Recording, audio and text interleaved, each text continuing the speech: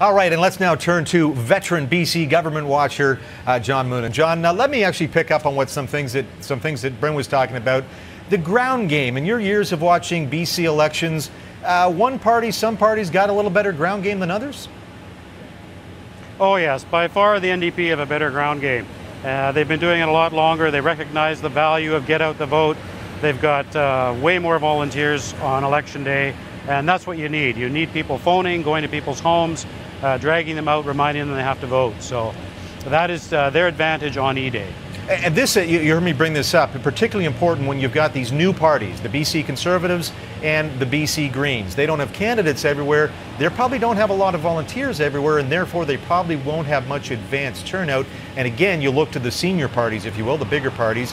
And so we might have seen 9% for the Conservatives and the Greens in the polls. I bet on actual E-Day, it might even be half that.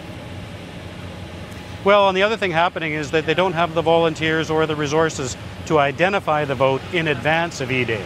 Because if you haven't identified your vote, you don't have anybody to phone to get out. So I think they not only don't have those resources during the last 7 days, they don't have the people on E-Day either. So it's a two-pronged approach for get out the vote. Let me get your sense. This is something I was bringing up with Elise, is we're looking at where Adrian Dix is this last week. And, you know, we get a sense that the NDP is not panicking by any means, but I think they're concerned. They don't want to let this one slip away. As you track where Dix is going about the province and taking a look at the style of his events, are you seeing sort of this final push wanting to seal the deal in the greater Vancouver area? Well, I think that's always been their plan. They're very strong in greater Vancouver. They could win all but maybe 2 seats in the city of Vancouver. And they go where they're strong. They're strong on the island, and they're strong in some of the suburbs. So I think that's always been their plan. I haven't noticed any dramatic shift in anything that they're doing. Remember that even the best poll that showed the closing gap between the Liberals and the NDP still put the NDP at 5 points ahead of the Liberals.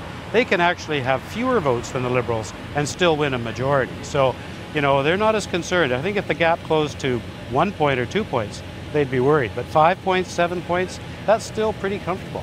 I don't know if you've been reading Martin Brown's columns over the election. Of course, Martin Brown is a contributor sometimes in our show and former chief of staff to Gordon Campbell. But Martin was writing this week that he thinks the campaign has been a snoozer, a quiet one by BC standards. Now, of course, I'm doing a show every night on this, so I think it's the most important thing in the world. But I don't know, what's the sense? Are people going to turn out and actually vote in this thing?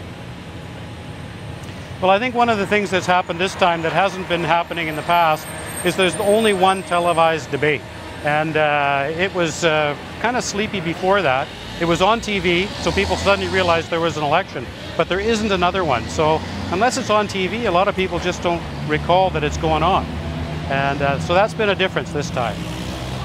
Now, thinking for the BC Liberals as they try to bring it home, do you get any sense that they are having any success or that they're tailoring their message to pitch to those Conservatives or others who left the Free Enterprise Coalition? Oh yes, I think they're going to pitch to as many people as they possibly can in the center-right, and I think they're enthusiastic about the poll results. That in itself is drawing more people in, probably bringing in more donations. It's certainly buoyed up the volunteers. More people are going to come out. So in that sense, that's really been helpful. I'm not sure at the end of the day that it's going to make a difference in the number of seats, but it's probably given them a real boost amongst their volunteers, donors, and paid staff and everybody else. So that will make a difference, and they still won't be up to the NDP in terms of a ground game, but they'll even it out a little bit because of this gap closing. Well, John Moonen joining us tonight from the streets of Richmond. Thank you so much, my friend. Appreciate it. Thank you, David.